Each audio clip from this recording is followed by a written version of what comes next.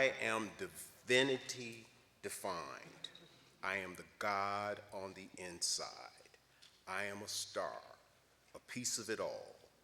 I am light.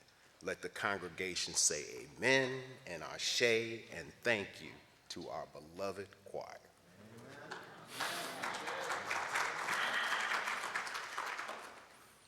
I'd first like to thank Bill, quote, one of the most interesting men on the planet, Snowden, for agreeing to serve as my virtual worship associate in light of his own personal obstacles that he is facing.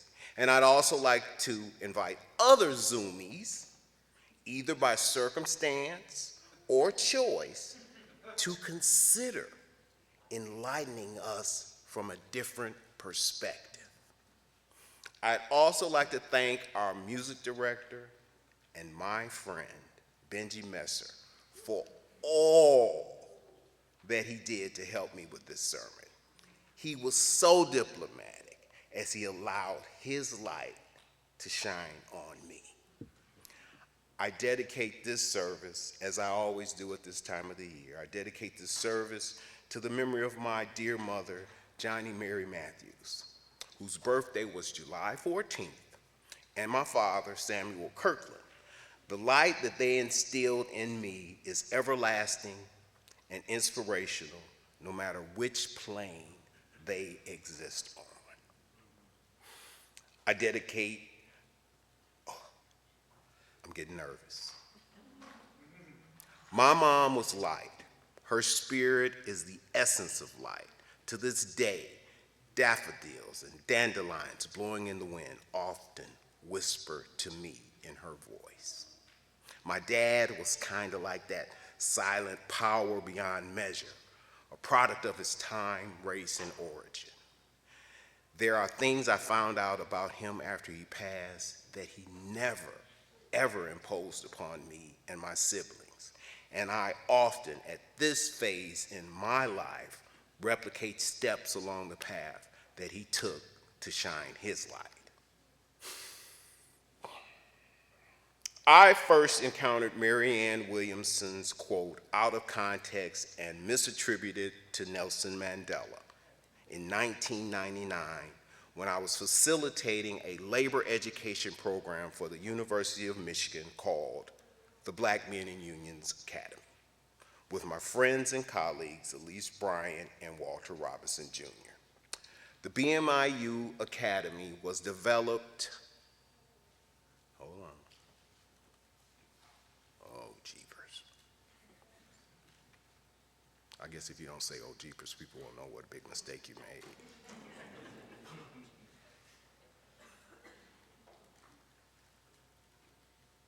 Okay. Bear with me, folks.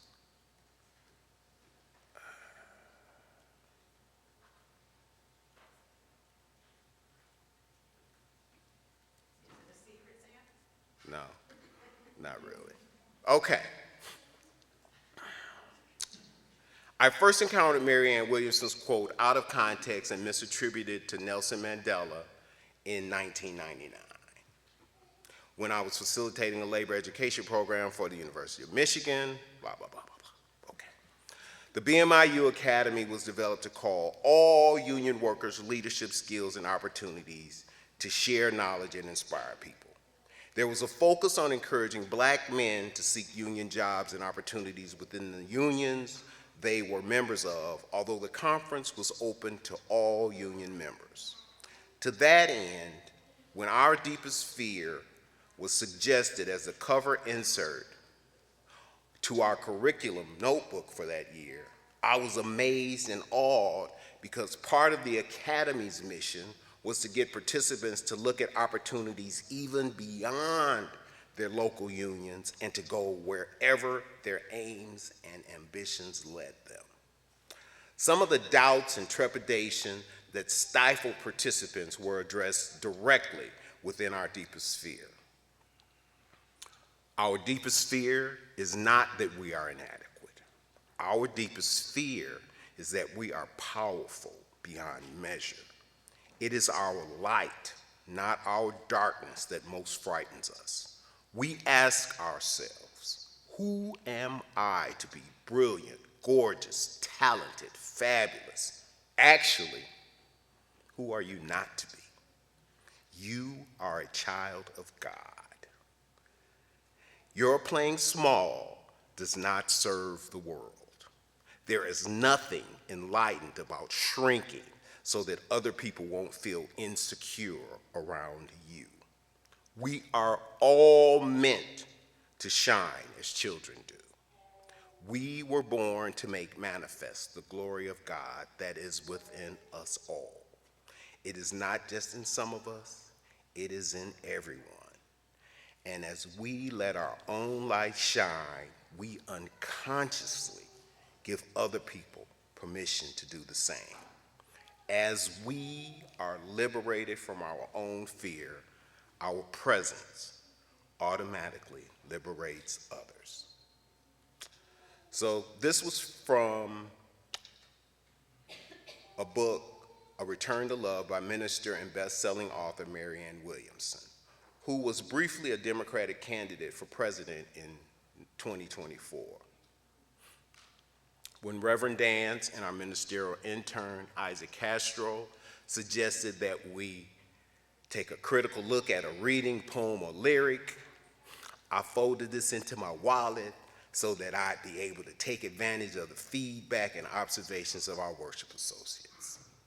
Of course, one of the biggest conundrums for me is that I've been sharing this reading for decades now. Going back in time to tell folks I misattributed the quote to Nelson Mandela is one thing. To tell all those students and audience members that I was distributing literature that encouraged them to think of themselves as brilliant, inspiring sources of light is a whole nother thing. And to build a service around it, yet another.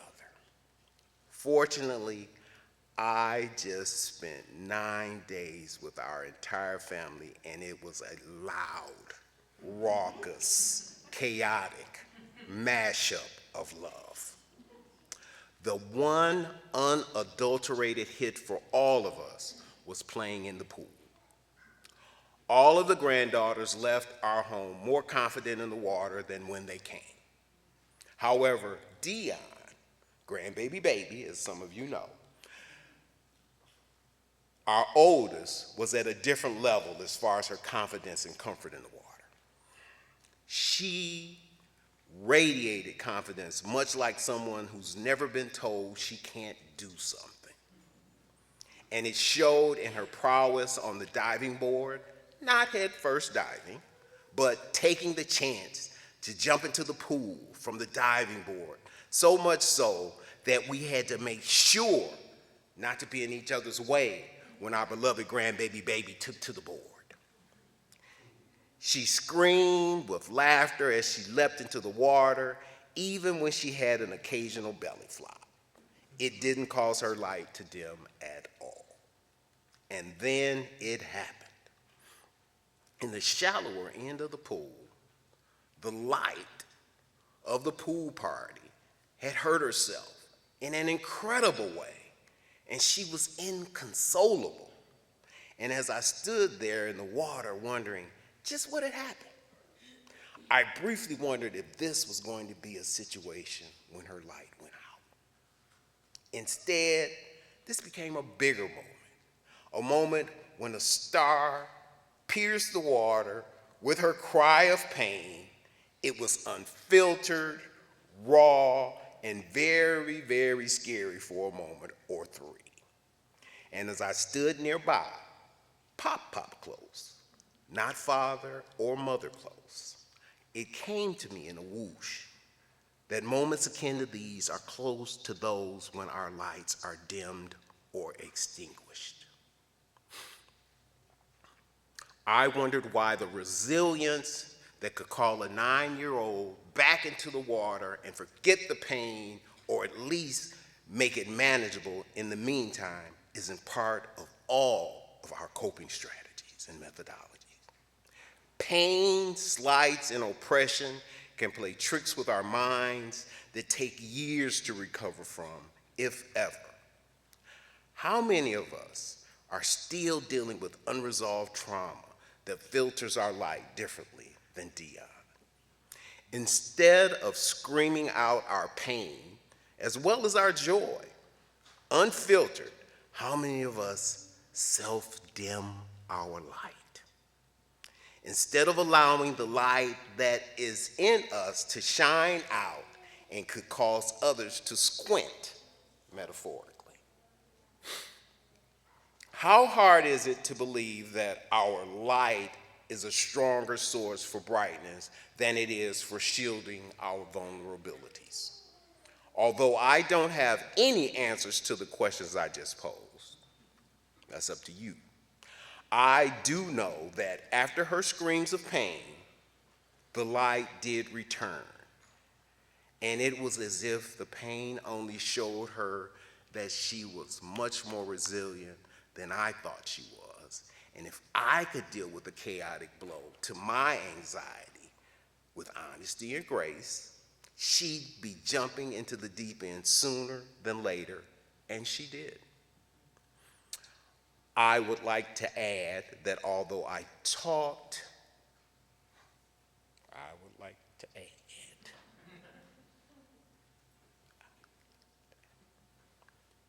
God, this shouldn't be this hard.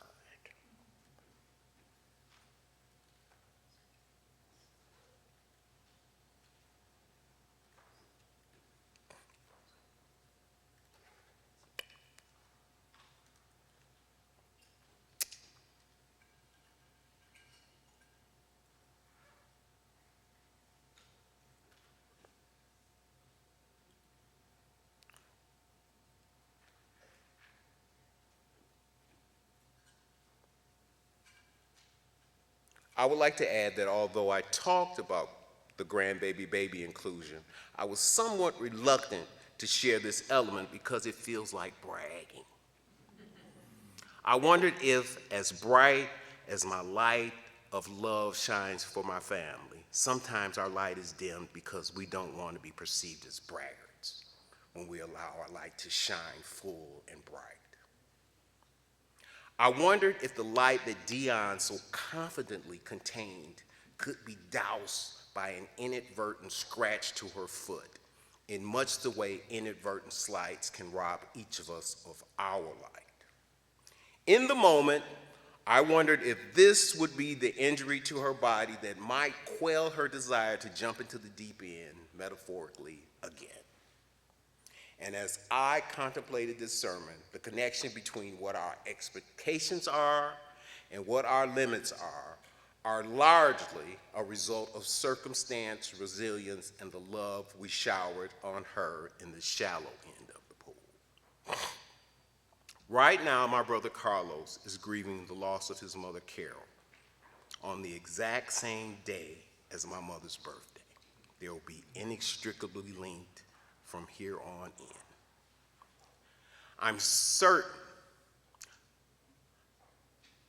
although we've been much better connected since our father's passing, I'm certain that as he adjusts his own light, he will shine again, and as a result, we will shine brighter together because of the experiences and trials we've shared.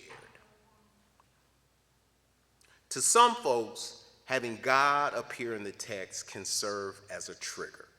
And because I've been on my Unitarian Universalist sojourn for almost 3 decades, I can consider in this space and time how I can offer up a God substitute, sort of like a deity-free option.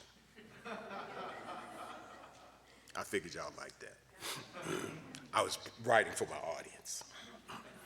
In honoring the empathy of people's lived experience, I'd like to reinterpret the excerpt with the God language removed for our collective reconsideration. Our deepest fear is not that we are inadequate. Our deepest fear is that we are powerful beyond measure. It is our light, not our darkness, that most frightens us. We ask ourselves, Who am I to be brilliant, gorgeous, talented, fabulous? Actually, who are you not to be? Your playing small does not serve the world. There is nothing enlightened about shrinking so that other people won't feel insecure around you. We are all meant to shine as children do. We were born to share the loving power of the universe that is within and among us. It is not just in some of us, it is in everyone. And as we allow our own light to shine, much like the beacon that is our chalice, we unconsciously give other people permission to do the same. As we are liberated from our own deepest fears, our presence and the force for good inside us presents the catalyst to liberate others. I hope that the idea that we are all meant to shine as children do could serve as a jumping on point for all of us to realize that our light is necessary in the world, and that the grace we allow our children might be just as helpful to each of us in our everyday lives. And I hope that the reading serves as inspiration when we take a misstep and have to scream out loud to make the pain inevitably easier to bear. In a moment of full transparency and crystal candor, I didn't choose India Irie's I Am Light initially because I wanted a song that might make our mostly senior white congregation feel more comfortable, and that I was dimming my own light due to internalized racism that I'd taken a consequential gulp of, much like an errant splash can fill your body with water at the wrong time and douse your own light reflexively. In my choosing India Irie's lyrics both to open and close my sermon, I am asking that we consider that inside of each of us is a pinch of all that has been. Not in the Ancestry.com vernacular, more along the idea that everything that has impacted us has formed the nucleus of our spirits, whether we know it, whether we understand it, whether we turn away from it, or walk anxiously toward it with arms folded or open wide. We are divinity defined, hopefully even redefined. We are God on the inside. We are all stars, pieces of it all. Be the light. Amen, Sam.